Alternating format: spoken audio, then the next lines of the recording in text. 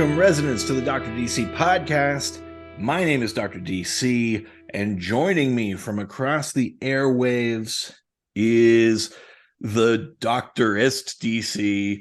You know exactly who I'm talking about. It's our DC expert, good friend of the show, your favorite guest, Alex Jaffe. In the immortal words of Vic Sage in the question number 1, time for all idiots to die. Thanks for having me back on. Thank you for coming on. It's FANAGAR. It feels a little bit weird because like this episode is going to come out 7 days into the month already. On Twitter, the Tournament of Pandering is already underway. On Patreon, the Second Chance tourney is happening. But yeah, it's FANAGAR. It's our fan appreciation month. And every year we kick it off with a fight night episode. Sometimes we get these kind of questions through the year. For the most part, we avoid just standard who would win in a fight kind of questions, except for this night. And there's nobody more qualified to answer those than you, Alex. In your estimation, how many who would win adjudications have you been responsible for? I would say tens of thousands at this point. You could not count the number of hypothetical bodies that lay waste at my feet. I am Lord of the Mountaintop here. Do you feel that at this point there's like no like hypothetical DC matchup that could stump you? You think you could pretty definitively call a fight based on any combination? I won't do Goku versus Superman, Doc. Sure. It's my one rule. I won't do it.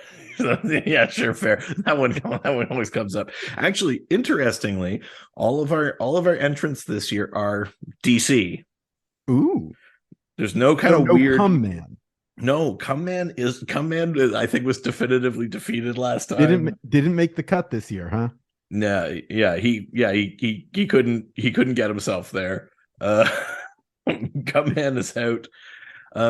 But this year, because I always like to throw some kind of new twist or wrinkle in, I said people could submit individual fighters, or they could submit duos, or they could submit groups or teams. And then I've just threw the whole list into like a random matchup generator. So some of these are like groups of characters against single characters, which I think is interesting. So what you're saying, Doc, is that we are not actually resolving any question anyone actually asked. Well, yeah. Well, no specific questions were posed for this. People just threw their entrance into the ring. Okay. So they're like, I want to see this person fight anyone. It doesn't matter who. Exactly. Let the chips fall where they may. This is my fighter that I'm submitting to Salty Bet. Let's see Homer Simpson fight Rayman from the Rayman series. Sorry, Rain Man? Rayman. Oh, sorry. The Ubisoft guy without any wrists. I thought you said Homer Simpson versus Rain Man. Oh, that's a much better fight, actually. Yeah.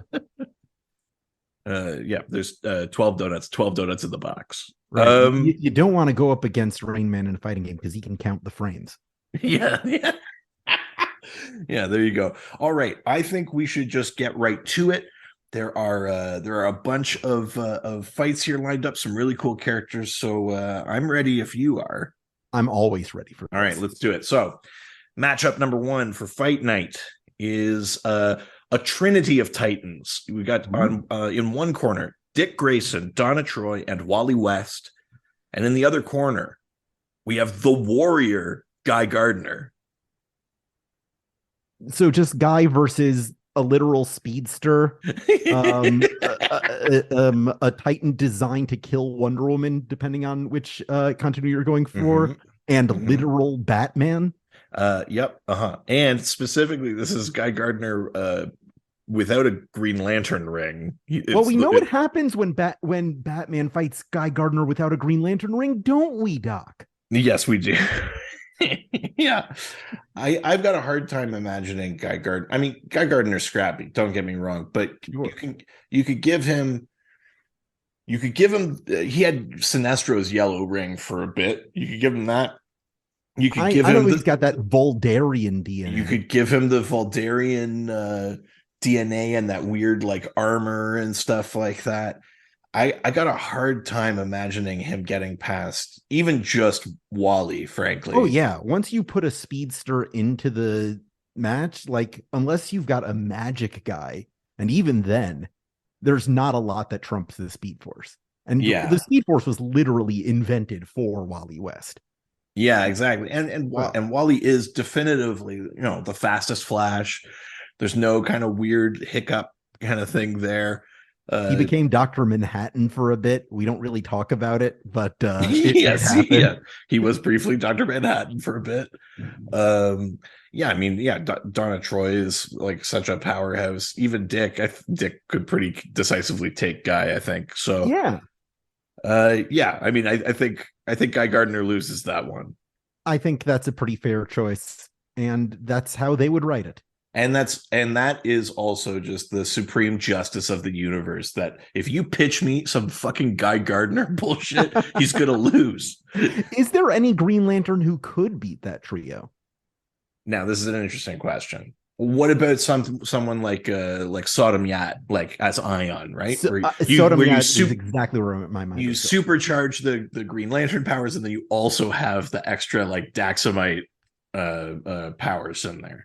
That's kind of the only one I could think of. Similarly, I think Kyle Rayner has a chance because he knows all three of them very well. Oh, sure. And he's got access to that like White Lantern stuff. I think Kyle would have a good chance. That's a good one too. I think I would be reasonably. I would buy Kyle. Yeah, he can hold his own depending on the story. Yeah, totally. Yeah. All right. Enough of that hypothetical. We got a lot to get through. Get out of here, you. All right. Match number. Yeah, we just one punched Guy Gardner at the top of the show. What an auspicious way to begin FANAGAR. That's such a good way to put it. All right. Next matchup. In one corner, Wally West entered as a solo fighter. Back again. Not even tired. How could he be? And in the other corner, we've got the Metal Men. Well, here's the thing you need to remember about Mercury. He is the only metal that's liquid at room temperature. And he will let you know that basically every issue. Yeah. That's all I got. I mean, you could theoretically, I think you could do the hypothetical thing where he makes a sort of like low friction surface to make Wally trip or something like that while other characters are kind of distracting him. But I think, again, you would really have to capitalize on getting even a small jump on Wally. And I'm not sure the Metal Men have enough of that. Also, the Metal Men, to me, at least, famously get destroyed a bunch. I will say Wally specifically has experience fighting a big metal guy. That would be Girder. That's true. So I feel like even if they combined their forces to become Alloy, their sort of Megazord Voltron move, Wally has enough experience to deal with this.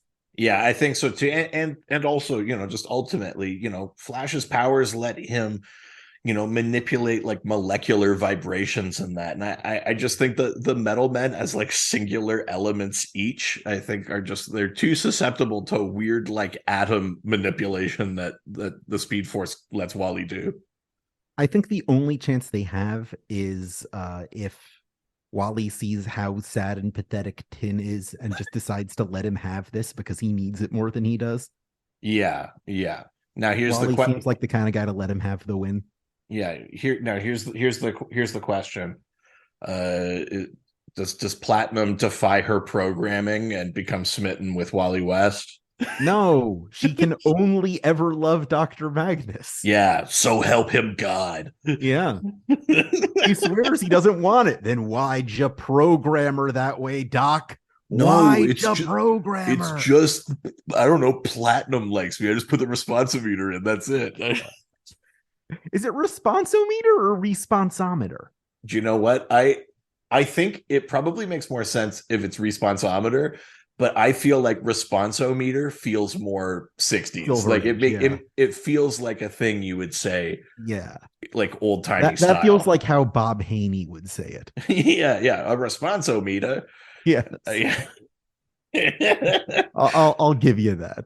All right, so Wally West, he's 2 for 2. Mhm. That might be it for Wally for the time being here. Well, our question for the rest of this will be: would Wally West be able to beat the winner of every matchup we post to each other?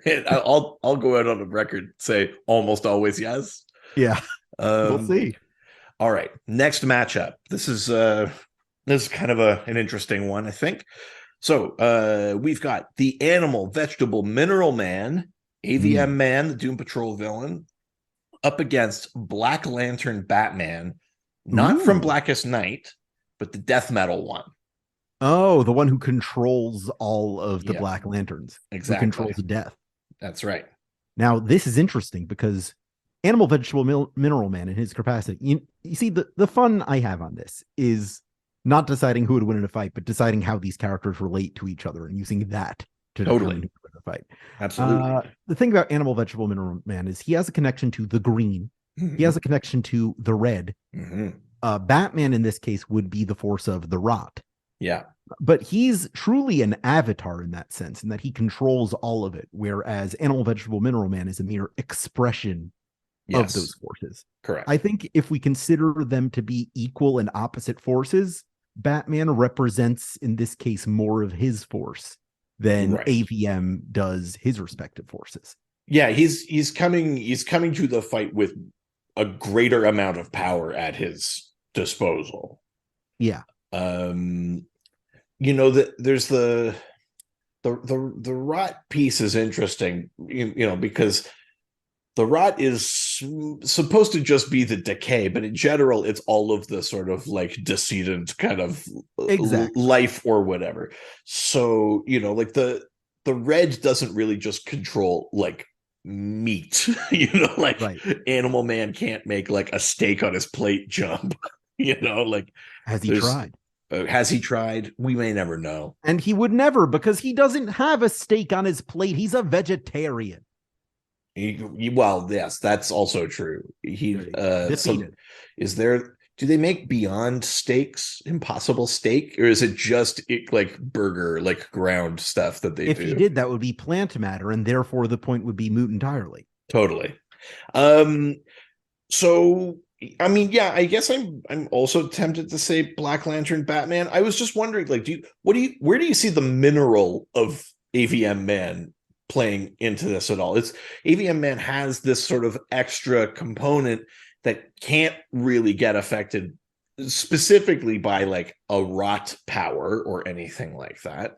Is there any sort of advantage there? I'm so glad you asked this, Doc.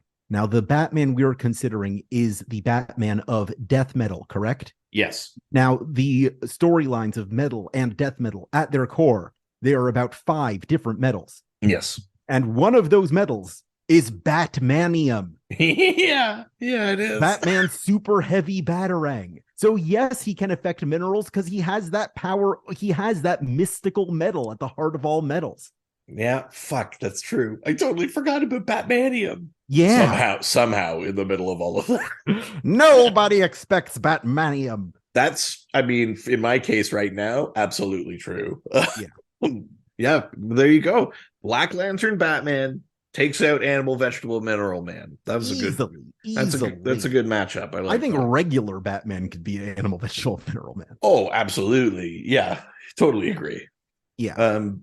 Okay. Our next matchup are 2 teams. Ooh. And they are grossly mismatched. Well, let's see. So, team number 1, Dr. Light, like Kimiyohoshi, Ryan Choi, the Atom, Aztec, Kurt Falconer, Metamorpho, and Mogo. Okay.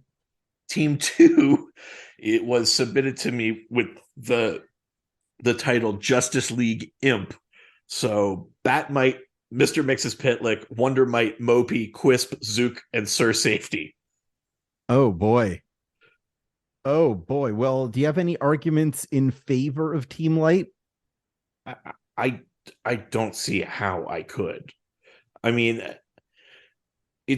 we've got between the Atom and Metamorpho, there's some interesting like atomic kind of elemental powers. Mogo obviously bringing the Green Lantern like will piece to bear. Another one of the lanterns who could have beaten the Titans. Aztec has like a ton of like advanced technology and that kind of fourth dimensional energy or whatever, but that's still one dimension down Right. from imps. Yeah. I really can't see any version of this where this team could stand against, what is it, 6 7 characters that kind of just wield the power of imagination and manipulate reality at will. I could make an argument if anyone on Dr. Light's team was even slightly related to Batman, because Right. Batmite's not going to attack Batman, and he could Right. turn on the rest of them and create discord within that. But that's not the case here. They got nothing. We saw Batmite and Mxyzptlk alone destroy the entire multiverse in World's Funnest. Yeah, The exactly. Spectre couldn't beat them. Darkseid couldn't beat them. That's just it, man. Yeah, I mean, it does kind of feel like a hat on a hat to throw other imps in on top of Yeah, it Batmite feels and like Mixes whoever Pitlick. submitted this was just showing off all the obscure characters they know. Like, I know who Sir Safety is. Yeah, yeah, it's true. Yeah. Great.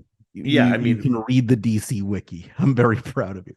I think the only context in which it would be even any fun to read a Justice League imp is if the entire adventure was still just in the fifth dimension. All of these characters, they keep sojourning down to like our puny third dimension just to kind of Yeah. get together for their third dimension book club or whatever. like that is a sort of fun idea for a story, but I can't imagine anything else is too compelling. Just they're too powerful.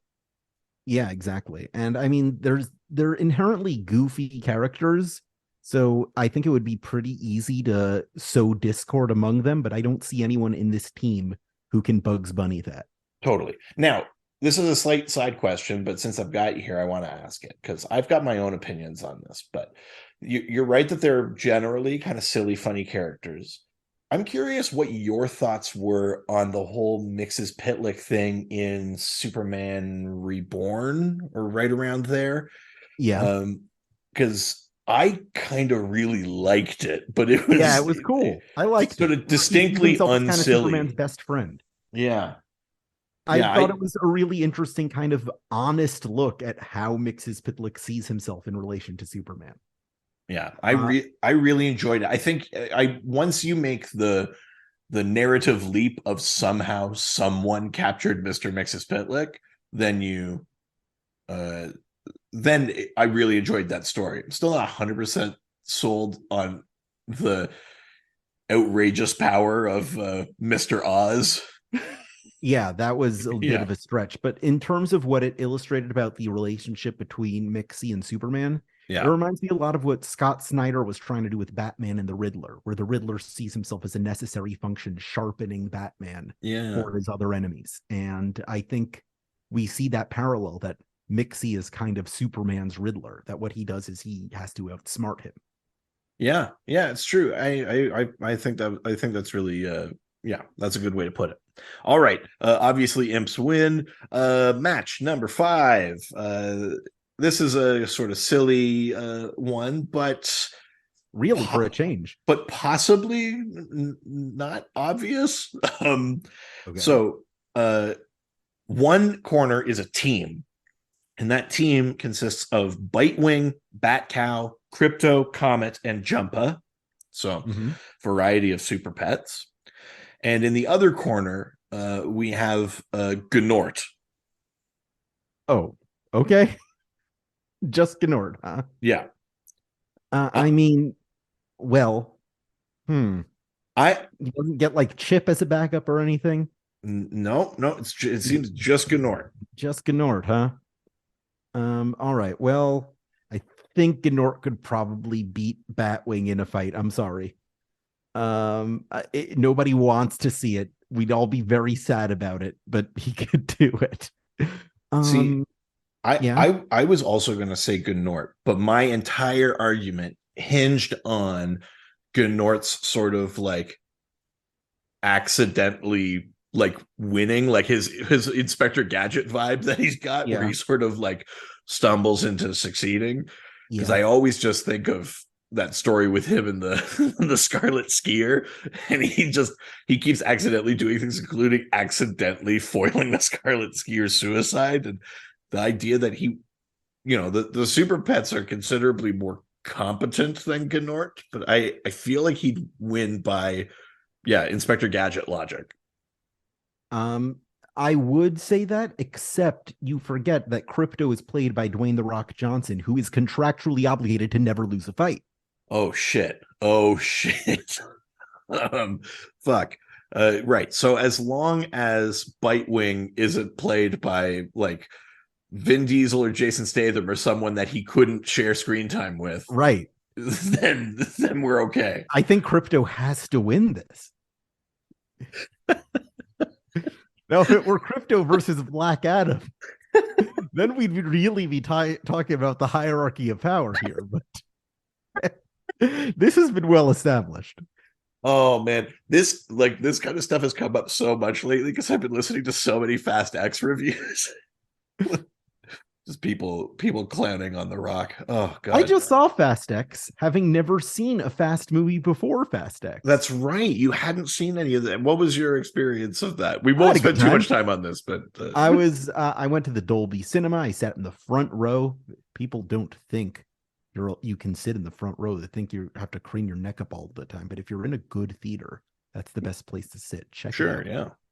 yeah. Yeah, had a big old popcorn, big old soda. You don't have to be smart to know what's going on in those movies because they're not written for smart people. I mean, how dare you? But But yeah, had a good time. I mean that's Pete I'm Davidson was in it. I'm really glad FANAGAR. I'm glad you had a good time, because I like my general opinion is that it's probably the hardest one to just jump into, not having seen any of the other ones. I mean, Jason Momoa plays Card Joker. It's great. Oh man, I do love Card Joker. He's he's very good. All right. So wait, so sorry, we're saying contractually Dwayne The Rock Johnson's Crypto must beat Gnort. Exactly. Yes. Right. Not even as a joke can he lose. Oh god, I really like that. Okay. Yeah. Next match. The Challengers of the Unknown versus a duo of Wildcats, both Ted Grant and Yolanda Montez. Oh, I thought you were gonna say like Grifter and Voodoo. No, sorry, not the Wildcats. Okay. Well, the Challengers do have a boxer on their team. Yeah. And do we have kind of like do we have like established like boxer power rankings in DC? Is there Ted like... Grant's number one, baby. Nobody beats Ted. So no, you can't beat the Wild Man. Nobody beats him. All right. I think maybe Black Canary can, but she was trained by Wildcat. Right, sure. Yeah, I think between Ted and Yolanda, they have this locked up. The Challengers are not fighters. They're like explorers and adventurers. Well, now this is also, this is a slight gap for me. But, I mean, there's been lots of different versions of the Challengers, but what sort of like, artifacts or tech or adventure equipment are they bringing? Anything that's like any sort of tangible threat? I mean, I'm also leaving out that Yolanda Montez has like, more coming in even than Ted Grant. But yeah, I really don't think they have a leg to stand on here. Challengers are the challengers because they're never the champions. If they were winners, they'd be the champions of the unknown. Holy shit. you got them on the technicality. They did it. They did it. Just like how the Avengers can't prevent anything. Exactly. I like it. All right, that match goes to the Wildcats. Next match, Flashpoint Batman, so Thomas Wayne, Okay. versus the Dark Trinity, Red Hood, Artemis, and Bizarro. Oh, well, Batman's Thomas Wayne Batman's a killer. He's got that Yes. sword on him. He was able to beat like the whole Bat family working together against him for some goddamn reason that I'm still kind of pissed about. Yeah, sure. Yeah. Yeah. Let's think. Yeah. Hmm. It's just him. I mean, he doesn't really have the same emotional connection to Jason that Batman does, No. that Bruce Wayne does. I don't know if he can beat an Amazon. I mean, Wonder Woman stomps Batman every time they fight. I think Artemis is pretty capable. He might be able to turn Bizarro against to his side. He's pretty good at manipulating people, as we saw with like Gotham Girl. Yeah, that's true. I mean, there's also just the Batman of it all too. The Batman plot armor feels especially thick around Flashpoint Batman. Right. Like I think about where he was, his whole timeline keeps coming back all like kind of like just around him.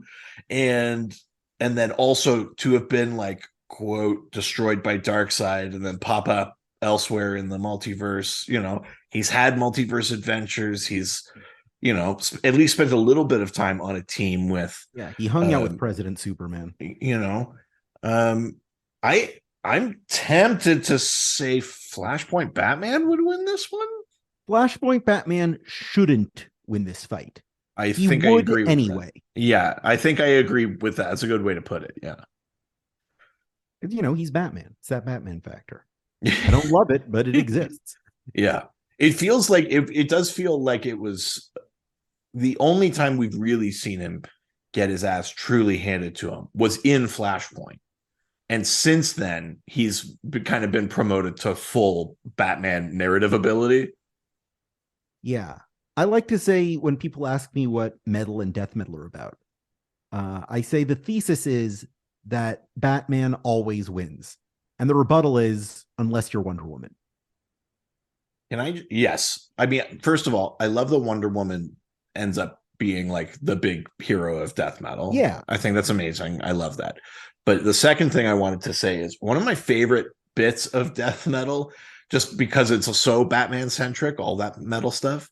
One of my favorite bits of death metal is the Owlman story where he basically decides to help the heroes because he has the moment that the Joker had in Metal. Yes. So in Metal, Joker has this like, no. It's me and you, not this fucking abomination. And they team up to beat the Batman Who Laughs. Yeah. And in Death Metal, Owlman is like, I keep coming back. I'm the twisted Batman, not this fuck. And right.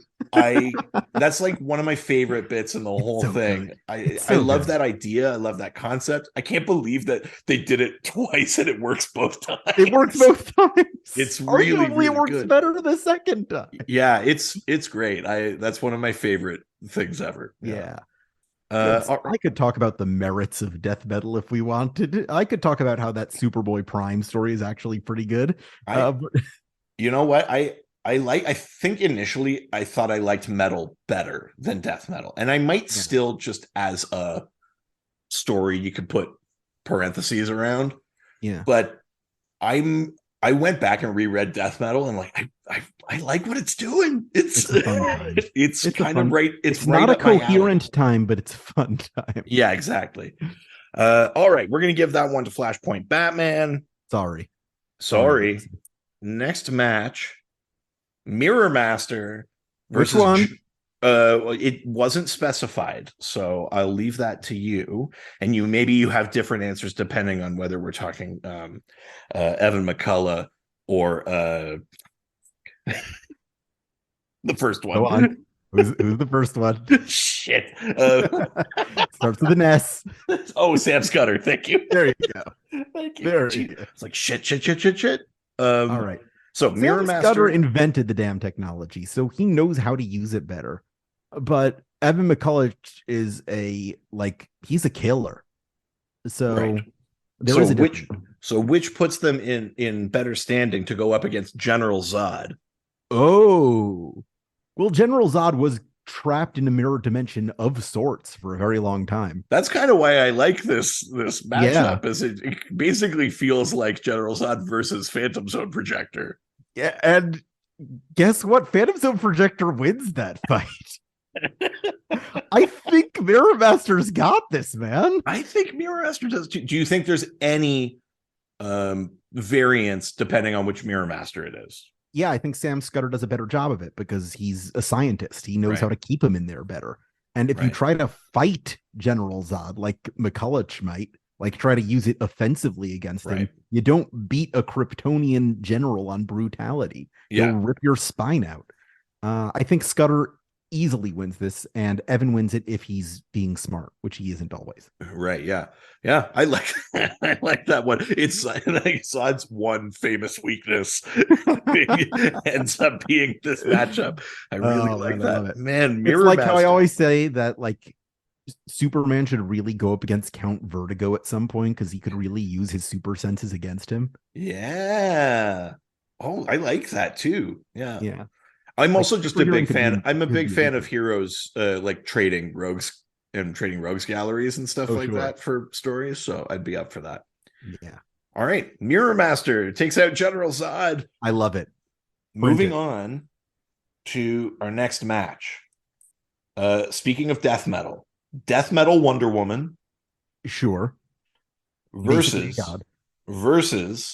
the Quintessence. So Ganthet, Hera, Highfather, Phantom Stranger. Now this is interesting. Spectre and Marmarigan the Wizard.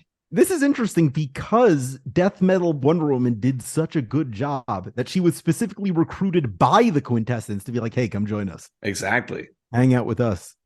And she's like, nah, I'll pass. You know what? The thing about death metal is that it was always about raising the stakes of what just happened. You start out with just like a basic Batman story, Scott Snyder's Batman, and then it builds on that to be crazier and crazier every arc, upping and upping the power level through Metal, through Justice League with all that Perpetuous stuff, through the Doom War, through the Hand and the Anti-Monitor and the Over-Monitor and the Crisis Engine and Batman Hatton, and just it's the bigger and bigger and bigger thing each issue. And the fact that the Golden Wonder Woman is the one who smacks that all down means we are several echelons by now above the level that the Quintessence operates. And I think at that peak, with Wonder Woman representing all that is good in fiction itself, there's nothing that could beat her. Yeah. I mean, I think you're right. The only thing I'd throw out there is that version of her that gets, all of her power, untangling the truth of all of existence, the thing that kind of brings back all the continuity and everything like that. The thing everybody talks about now and totally acknowledges.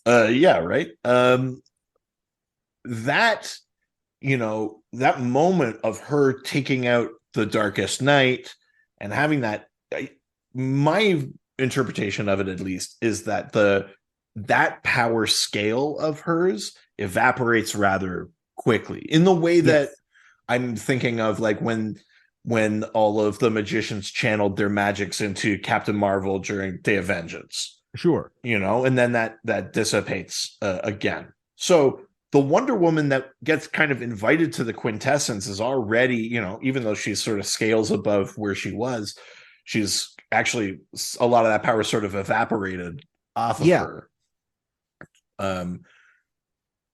So I guess I just wonder, I would think initially that the Quintessence could maybe outlast her. Let's say she did have all that power. They could maybe outlast her. I think it's like being in the presence of God. Your face melts off like the Ark of the Covenant. Sure, right. To outlast. It's just too much. The other thing that undoes this argument is that the final dark side dispatches the Quintessence pretty quickly. Yeah, exactly. And we are several echelons above dark side when Wonder Woman shows up. Yeah, that's true. No, yeah, fair enough. So it's death metal Wonder Woman. Yeah, takes out the Quintessence. I like it. I do too. I'm sold. Yep. All right. moving on. A kind of interesting weird one. So our next matchup, Obsidian versus the Monkey Prince. Oh, this is a really good one. Damn. Oh, this is really good. Thoughts? Okay. So my initial thoughts are that we're dealing with two different kind of types of magic. Yeah. There's the kind of magic where you're kind of channeling something that you're centering, right? So for Monkey Prince, there's it's about chi. He's like centering himself. He's channeling his inherent magic, right? Mm-hmm. And whereas Obsidian is tied to a more external magic, right? Like anyone with like those shadow powers or like connected to Shadowlands or things like that, that's something slightly outside of you, right? That then kind of gets channeled through you.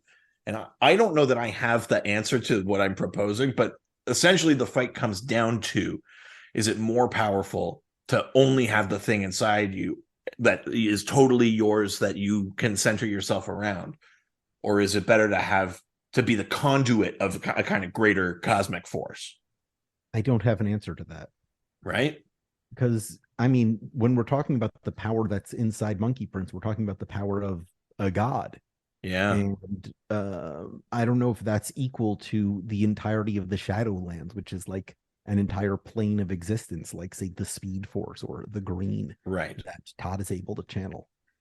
This is an absolutely titanic battle, and I don't think the two of them are compatible in any way. I mean, I do like the idea of like you would maybe see some of like either like the Monkey Prince like hair clones or like the cloud stuff going up against kind of like shadow figures. It'd be like, I think it would be really kind of fun to see on the page.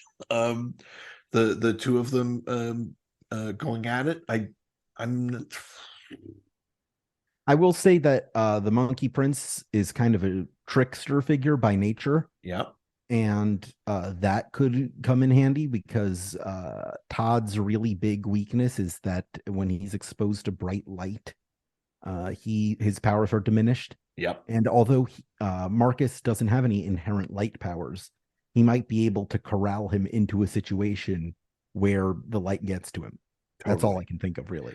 Yeah, I mean, and you also got to think like, what's the big move for Obsidian? Is it just like trapping the Monkey Prince in shadow, and like, is that sufficient? Is that enough? And I'm not sure that it is. I think I'm leaning Monkey Prince. I am also leaning Monkey Prince, but it's a hell of a fight. Yeah, I think that would be a really cool one. This is the first one I would like really actually want to see. It's kind of the first one that isn't like an absolute blowout.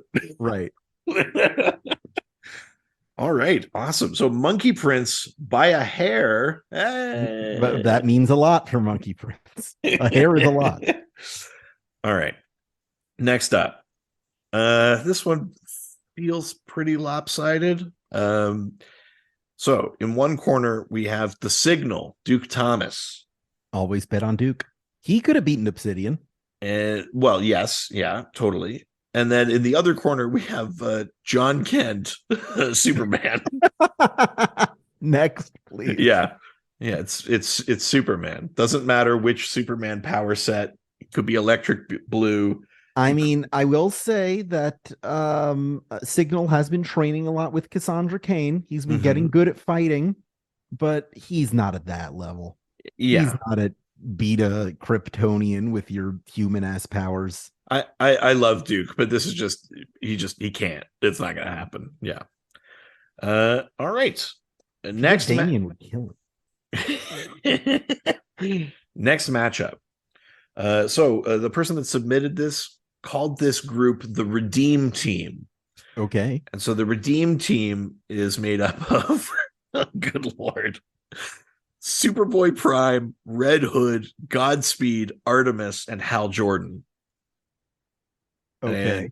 And in the other corner, you have the Freedom Fighters. Ooh, human bomb, baby. Uncle Sam. I love the idea of human bomb, like that power set, We the talk about even this just all like the the time. costume. I think the human bomb is such Yeah, a he's cool waiting for idea. like a prestige series to take him out of obscurity. Yeah. Um and I mean there is something interesting about the sort of more or less unkillable nature of Uncle Sam. Yeah, the That's spirit of America. that's kind of interesting. Um yeah, I mean it's I mean, Uncle that said, Superboy Prime was in an event where the entire freedom fighters were killed. yes, they sure were. Yeah. So, like, the answer to this is just Sinestro. So, Hal Jordan could easily do that as a guy who has literally been there. Yeah. It's funny. Like I feel like I know we haven't seen the freedom fighters a lot, in the last however many years. They had their one series and we saw Mastermen and that's about it. But is it just me, or were the freedom fighters of Infinite Crisis like significantly, or at least Uncle Sam, like significantly less powerful than the version of Uncle Sam that we saw in that Venditti Freedom Fighter series? Like, there's something like that Uncle Sam goes toe to toe with Cyborg Overman, and Well, let me tell you this. Uncle Sam is specifically tied to the strength of patriotism in America. How right. strong do you think that is right now, Doc? Well, that is a very fair point. Um, I've got I've got a question I want to pose to you here on that note. Uncle Sam kind of disappears and then reappears depending on the strength of that patriotism. How much he's needed, yes. What we don't explore is if Uncle Sam's fundamental nature can change based on what form that patriotism takes. It does. That is explored, as a matter of fact. In the Civil War, he divided into Right. Oh yeah, shit. I he forgot about divided that. into like a Yankee and a rebel. Oh, I totally forgot about that. Yeah. I just Johnny Rank Yank and Billy Reb or something. Yeah. oh shit. Yeah, okay. Interesting. Um yeah, it's got to be Superboy Prime et al. I mean, Yeah. God, I think Hal Jordan alone has got this. Never probably. mind that they have a speedster. Yeah. Never mind that they have Superboy Prime. Yeah. Yeah. Sorry, guys. I love you, but part of the reason I love you is that you're not super overpowered, which makes it difficult to love anyone unless, say, they're Superman. Totally. All right. Our next match is I mean, I know which way it's gonna go, Yeah. but I I want always to I always say that the winner of who would win in a fight is not necessarily the winner of who would I rather hang out with. yes, yeah, absolutely. Okay, our next match is between the Sex Men Okay. and Green Arrow and Black Canary as a team. Oh, baby. Yeah. I think the Sex Men win this one. I think they're severe violators here. Yeah, and I think the real winners are like window The installers in readers. town. Yeah, I think they've come equipped for this exact battle. Yeah, interesting. God, I was really thought I was going to say Green Arrow and Black Canary. I'm sorry, man. I mean, because the Sex Men, they can they kind of control sexual energy, right? Like they. No, the thing about the sex men is that they are anti-sex. They're able Right. to take you out if you get too sexual. And Oh man. well, it's hard to name two superheroes with more sexual chemistry, Yeah. more Jesus. canonical sexual chemistry. That's yeah. Well, shit. Holy shit. Are we really saying the Sex Men win this? I think they do, yeah. Oh my god. They're well within their rights to persecute here. They're too horny. I'm sorry, Ollie and Dinah. You couldn't keep it in your pants, and They this is had to where go it to horny landed. jail. I'm sorry. You are now in horny jail. Exactly. That's right. All right. Next matchup, we've got Resurrection Man and the Forgotten Ooh, Mitch Heroes, Shelley. Nice wild card there. and up against Red Hood and the Outlaws. And I'm Ooh. assuming this means the Red Hood Starfire Arsenal version. Why would you assume that? Well, just because we already had the Dark Trinity elsewhere and that That's was true. specified, but That's true. All right, we might as well. Okay. Mitch Shelley, a guy who cannot die, or when he dies, he comes back. yeah. What are the qualifications for him losing the match? Well, again,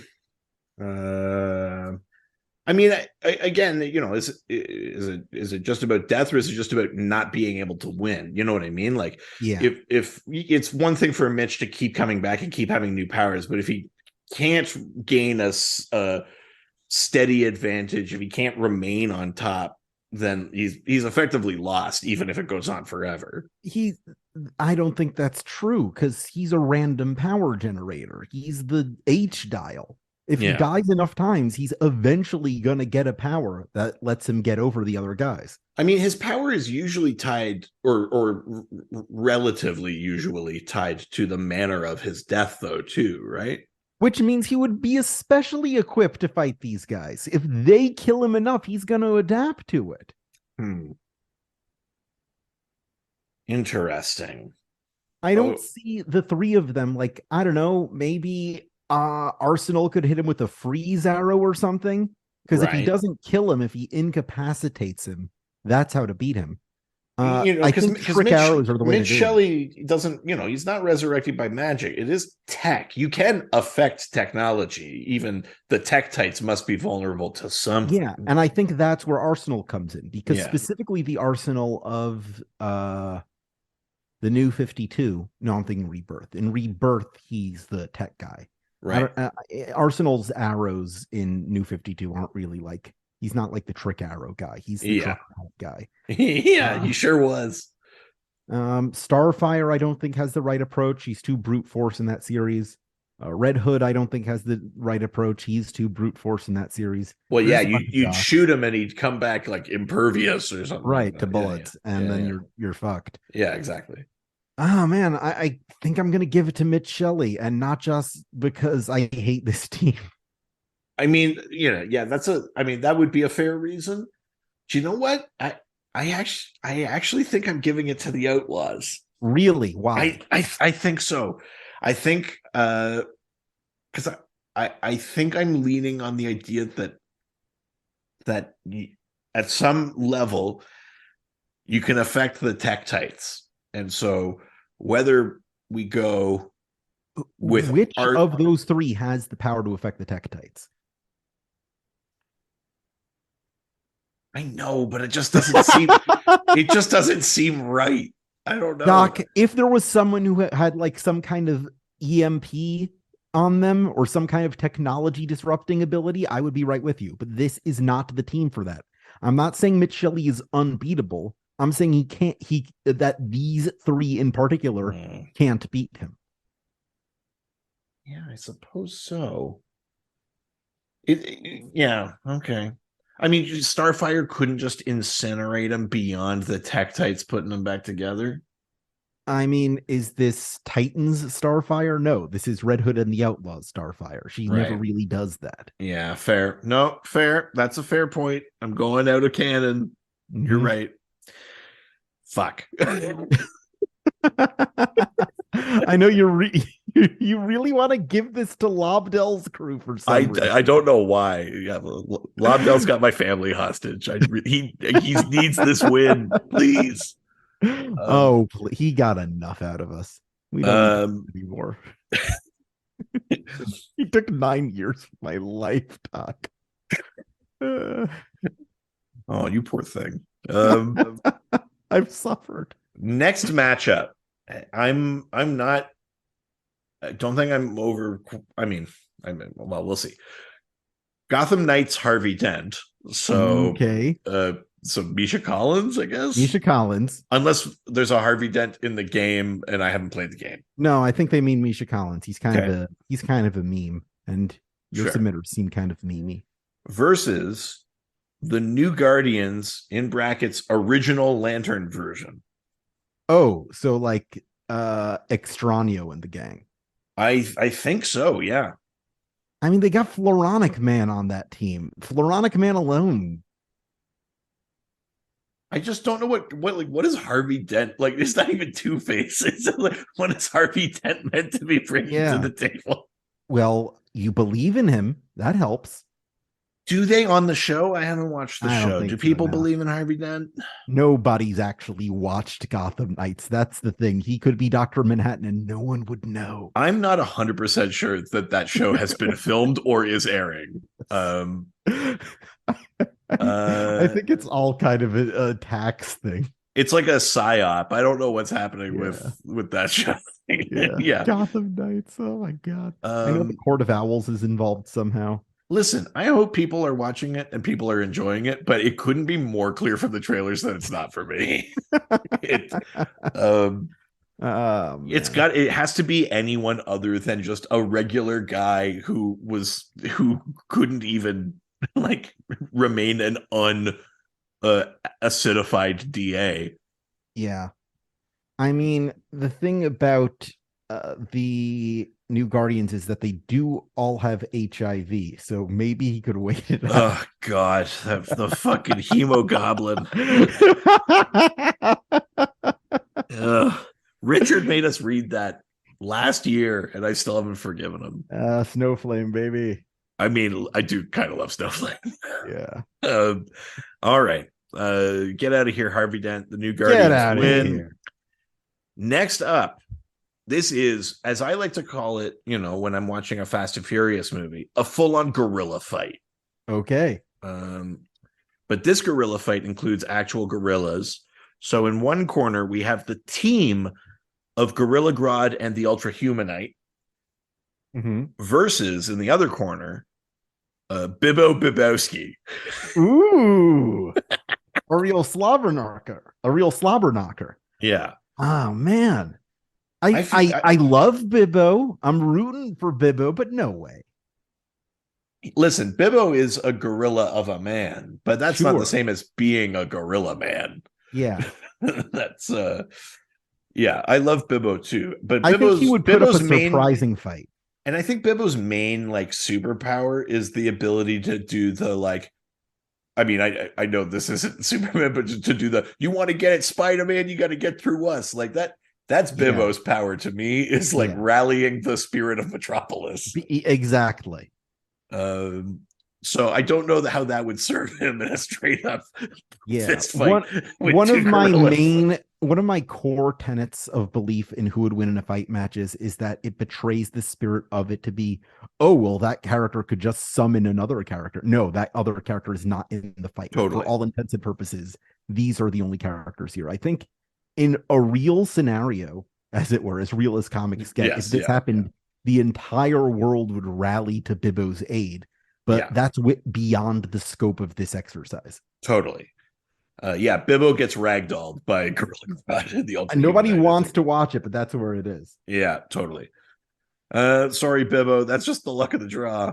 Yeah. Okay, the next one, I don't know what to do with this. Okay, let's find out. The first is a duo, a team. It's Sergeant Rock and the Haunted Tank. Ooh. And then on the other side, it's Yara Flor, Wonder Girl. I mean, Wonder Girl could kick the shit out of Sergeant Rock, but I think Yara Flor could beat a tank. But a haunted one? Sure. I mean, she deals with mystical forces all the time. What is a ghost if not like a sub god? Yeah.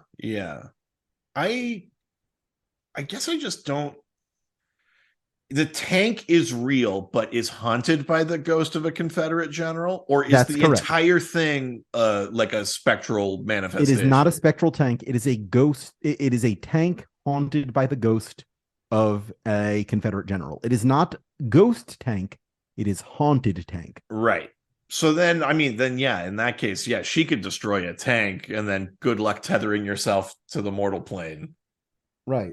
Wonder Woman destroyed tanks all the time. I don't see why Yara Flor couldn't. Yeah, no, you're right.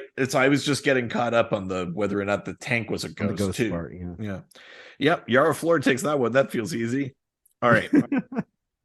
I'm glad we could solve that one. The next one I have what I think I know what the real answer is, but I'm curious. So our next one, Nightwing versus the Legion of Substitute Heroes.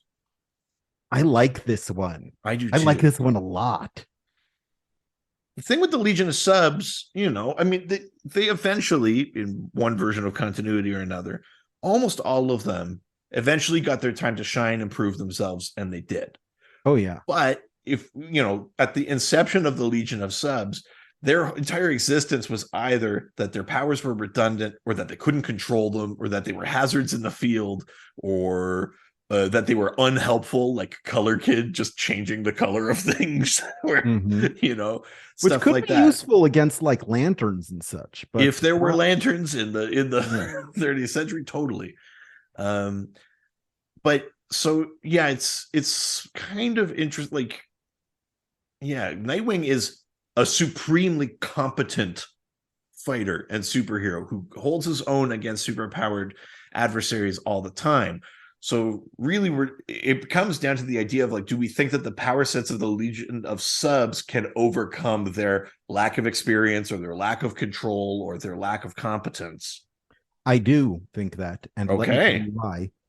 Infectious Lass. Yeah, that's a She pretty is tough from one. the 31st century. She has all these diseases Nightwing Yeah. would not have any idea how to counter, no matter how prepared he is. That haven't even like evolved yet or been Yeah. discovered. He has absolutely no defense against that like biodome she has going on inside her body.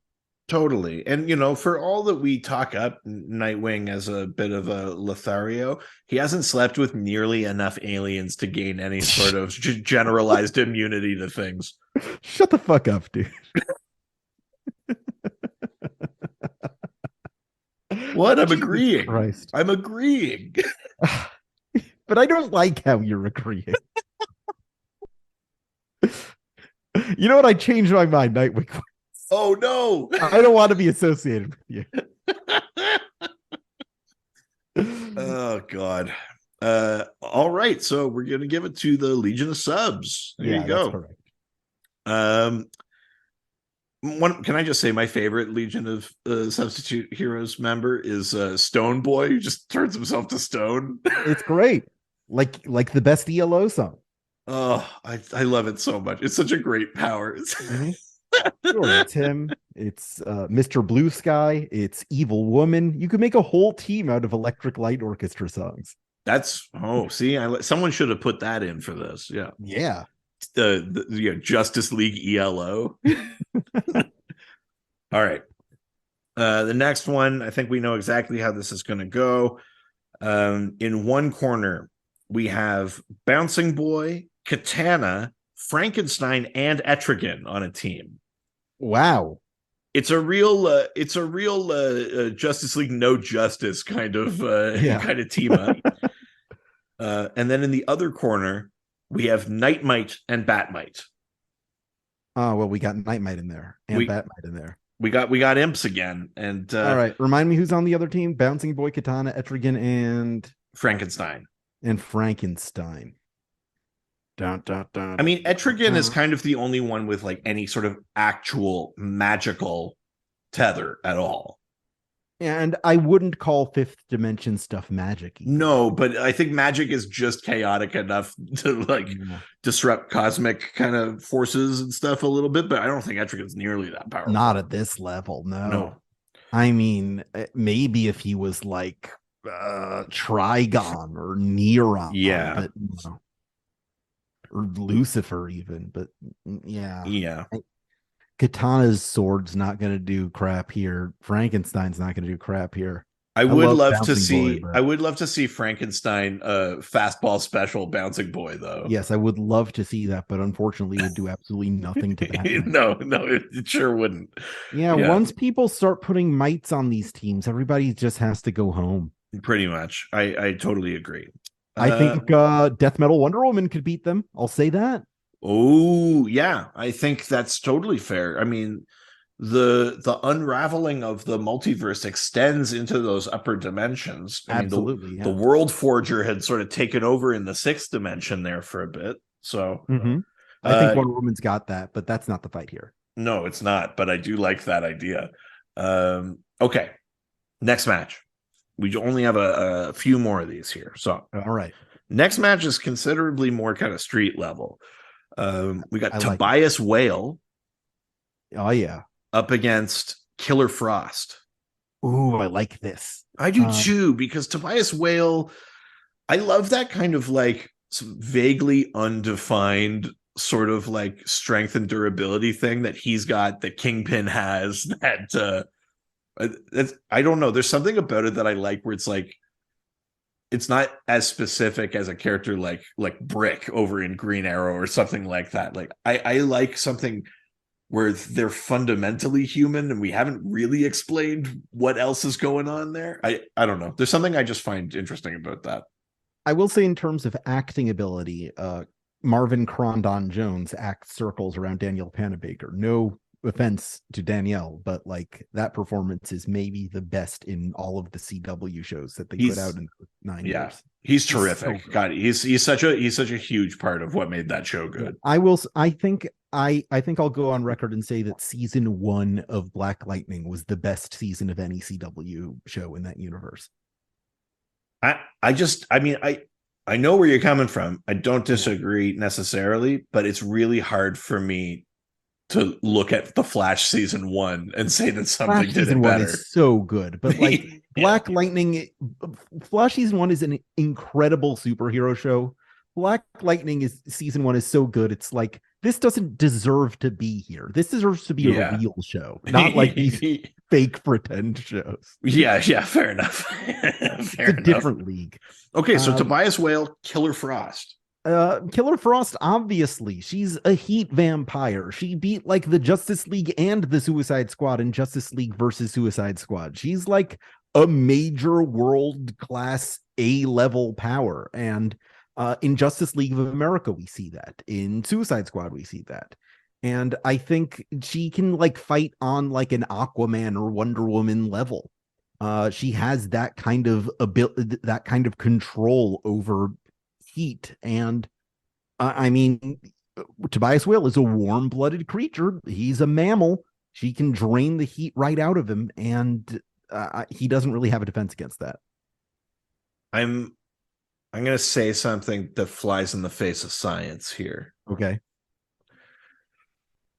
I think Killer Frost would likely win the fight, but I do have this thought in my head that Tobias Whale is maybe a little hardier than we're giving him credit for. And I know it's not the same thing, but Tobias Whale does kind of have a slight insulation. I know it's different when we're talking about electrical insulation and like whatever. No, I know what you mean. Resistance is to Black Lightning. He's a thick boy. But there's something to me to the idea of like a little supernatural, something just slightly heightened about him. Yeah. That like Killer Frost would probably just win the fight. The fight would be done. There's no more fight. But that Tobias Whale isn't like just like dead on arrival kind of dispatch for Frost. She would blast him and he'd keep on going, and she would be like, how is this guy still going? And he would get a few punches in. He'd beat the shit out of her for a while, and then she'd freeze him over. Totally. That's basically where I'm going. I basically just want to say that it's a TKO. It's not. Yeah, she's walking out of here with some bruises. Yeah, exactly. All right, Killer Frost wins that one.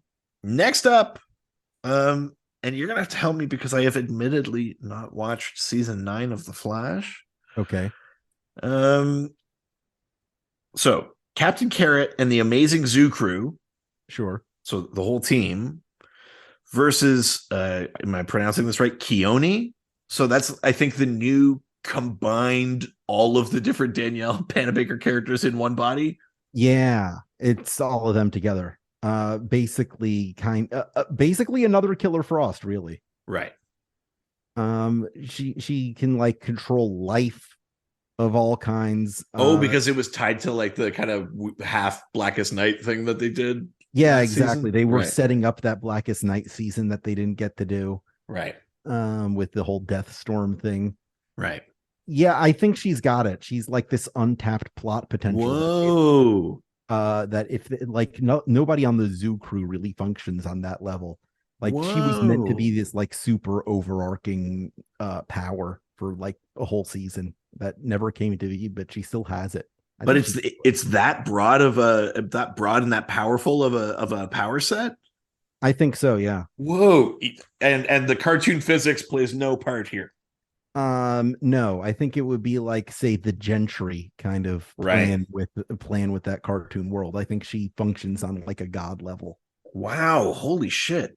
We're talking about season 9 here, buddy. Things get nuts. That's fair. I mean, I do have to watch season 9 because I'm a completionist and I need to just see how it ends. And there's undoubtedly a few good emotional moments that I'm gonna dig, but I haven't gotten to it yet.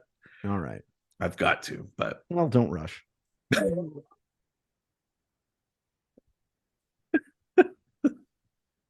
Sorry, just the delivery was so good.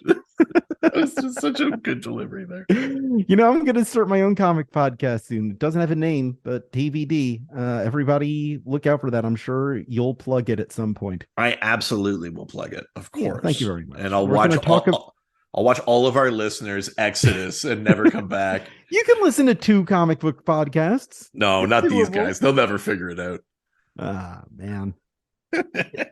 Trust me, there will be plenty of material you cover that I don't, and material I cover that you don't. And I think we know exactly what the difference will be. So I'm going to be much meaner to our audience is the difference. The next match up, in one corner we have Batgirl, Barbara Gordon, and Supergirl, Kara Zor-El. And in the other corner we've got Punchline. And the only thing I'm going to throw in here is, does Punchline have any kind of Joker plot armor? Admittedly, at this point, yes. You can't beat Punchline for the same reason you can't beat Joker. She's too sexy to die. That is always what I've said about the Joker. Yeah, Joker's too sexy to die, man. But other than that, I think they could beat her easily. Yeah, I mean, on just ability and power. Yeah. You don't really need Batgirl for this. In fact, leave Batgirl out of it. The less we talk about Barbara Gordon as Batgirl, the better. Ooh, there you go. Okay.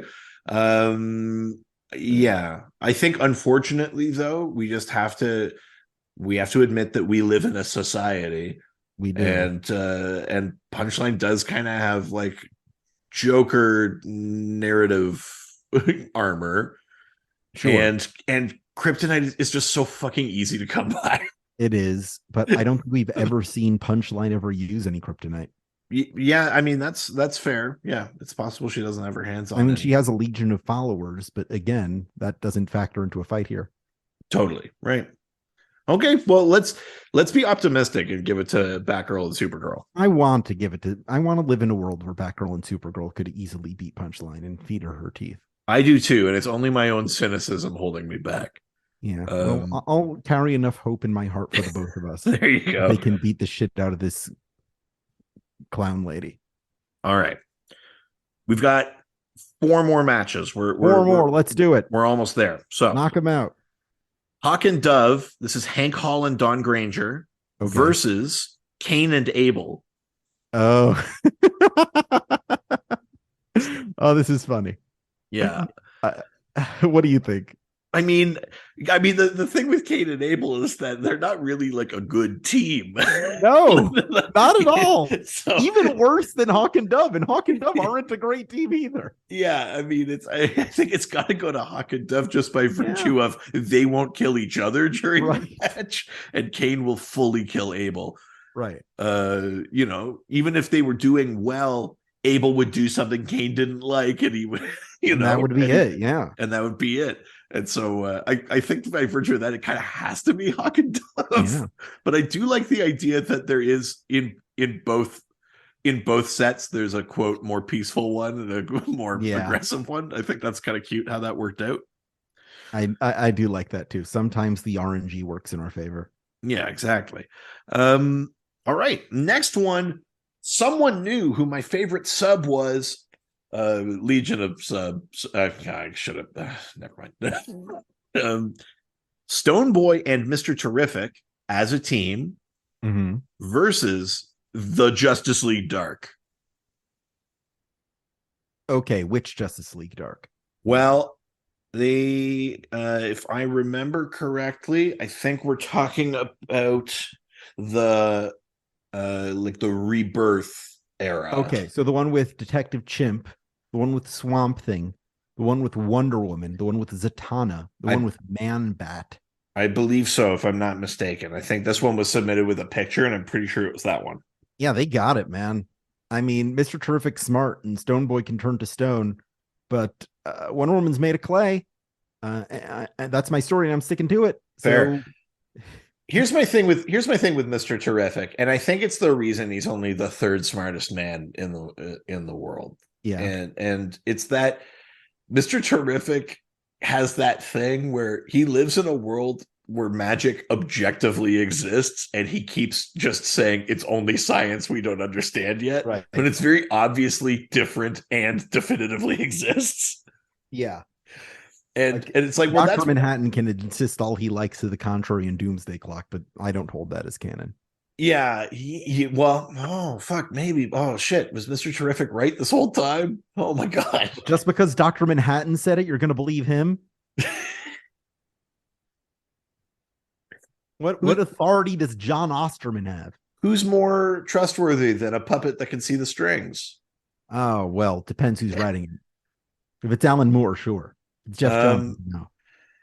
Yeah, no, fair enough. I've actually forgot about that little line in Doomsday Clock, which on its own I didn't hate, but in the context of DC, it bugs me because I like that magic is its own separate thing. It really bugged me.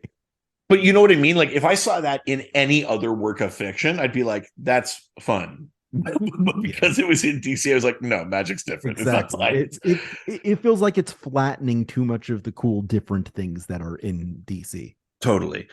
Yeah, I mean, so yeah, it's got to be Justice League Dark, even on just like a fundamental level. Like you brought up the Wonder Woman's made of clay, but what is like the number one destroyer of stone? It's plants. That's true. Swamp Thing's got this. Swamp Thing would just dummy Stone Boy. It'd be so easy. Mr. Terrific, other than being very smart and having lots of technology, his primary power is being invisible to technology. He's not invisible to fucking magic. They'd find him. There's nothing he could do, you know? Yeah, Zatanna alone can take Mr. Terrific, I think. Yeah, absolutely. Yeah, that's a no-brainer.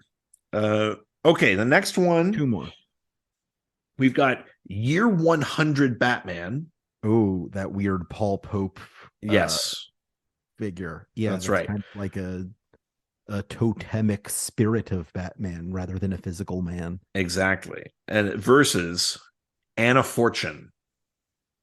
This is a really weird match. Anna Fortune is a character that people only bring up because she's an obscure character nobody ever really explained. I will say though, I do love the idea of just a gun that shoots magic. Yeah. I think that's a fun idea. Yeah. It maybe belongs. They should give it to a bigger character. Like, give that shit to Vigilante so that Shining Knight has a magic sword. Vigilante should have magic guns. I mean, I love Lila Sturges. I'm sure she had plenty of cool plans for Anna Fortune if she was ever able to get around to like actually developing her. Totally. But that didn't happen.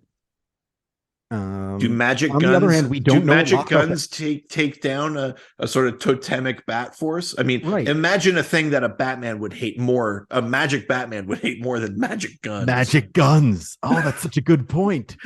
Oh, that's such a good point. Oh, wow. Yeah. Okay, you've convinced me. I'm giving it to Anna Fortune. Holy shit. Holy shit. We did it. Absolutely. I don't Oh know if my, she could take a regular Batman, but this like weirdo 100-year-old why not? Yeah. holy shit. We took down Batman. Yeah, we beat Batman. We fucking did it. Congratulations, Anna Fortune. Anna Fortune,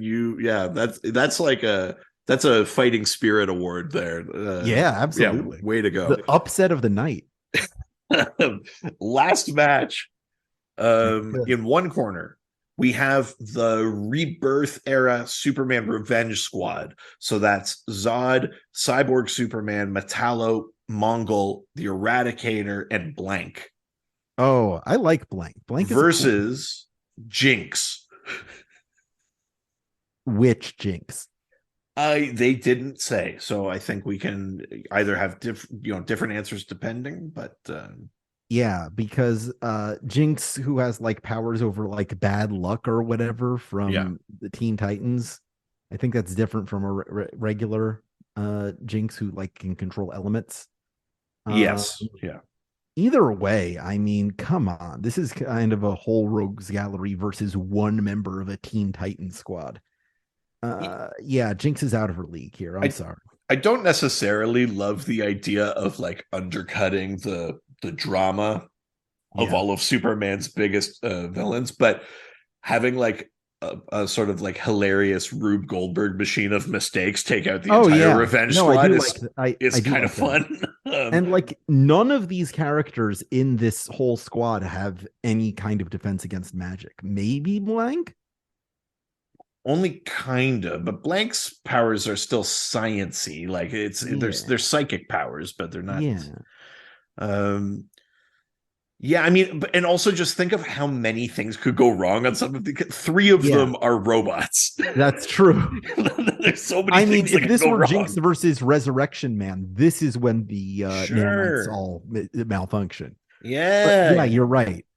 Absolutely. Like Eradicator's programming can malfunction. He can start seeing everyone else as Superman. Right. And whatever's going on with Hank Henshaw could go crazy. Yep.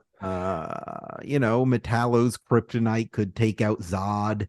Yeah, exactly. I mean, if it's that version of Jinx, I'm giving it to Jinx, I think. No, because even at the end of it, Mongol just stomps her into the ground. Oh shit, yeah. Wow. I think she takes out like a good half of the team. Yeah. Like she puts up a surprising showing, but then Mongol's like, I've had enough of this. Sure, fair enough. Great. Well, that's it. That's the final match. I still think you're right. The match of the night goes to Anna Fortune taking congratulations, down Anna year Fortune. 100 Batman. Jaffe, holy shit, that was fight night number 6. Hell yeah, we've done a ton of these. I wasn't there for all of them, but I think I've been there for 3 of them now. You've done 3 or 4 now. I think. Yeah. Thank you so much. Of course. Joining again to help us kick off FANAGAR and for doing another fight night. It's always a ton of fun just doing like the fun geek what if stuff with you. Yeah, we do an exercise like this called Violence Island on my show Insert Credit, which is a video game podcast. It's been going on since 2012. Like once a month, we take a few who would win in a fight matches and adjudicate them, usually video game themed. Love that. And then we have the winners of those matches fight each other. And one ultimate winner is declared. I think our season 1 champion was Kratos from God of War. We're about to have our season 2 championship in a few weeks. I love that. That's amazing. We just did an episode where we ranked every game by treasure. Number 1 will surprise you. But like by quantity or quality of treasure? No, by the video game developer treasure maker. Oh, sorry. Okay. I just thought you were like, which game has the most treasure? And no, the video game nerds know what I'm talking about. Yeah, sorry. I'm not that exciting. Yeah. That's fine. Supernatural. I don't know anything. I have been playing Star Trek Resurgence. Oh yeah. That's fun. If you like Star Trek, if you like a game you barely play, that's a good one. Yeah. All right. Well, thank you for joining.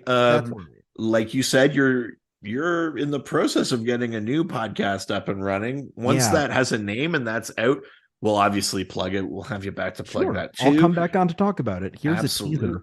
Absolutely. 52. For the people who like competitions and stuff like that. The FANAGAR Tournament of Pandering is happening right now. Every day on Twitter, there's votes. This year is an actual full double elimination bracket challenge between different stories. So the ultimate winner will be a story that we read and then do an episode on. And that's ongoing. If you're on the patreon.com/DrDC, at all the levels, you get access to the Docksword and you get to participate in the second chance tourney for FANAGAR. And then obviously at the higher levels, you get bonus episodes, theme pools, extra stuff that helps to support us. And next week, there'll be every day next week, there'll be episodes. There'll be our shorter FANAGAR Fanstravaganza episodes, the little mailbag eps, and our annual will be out on the 12th. It's our 6th annual episode. So that is happening. We'll take a little stroll down memory lane. It in no way has been a weird ass fucking year for the show. So I'm sure nothing will come up.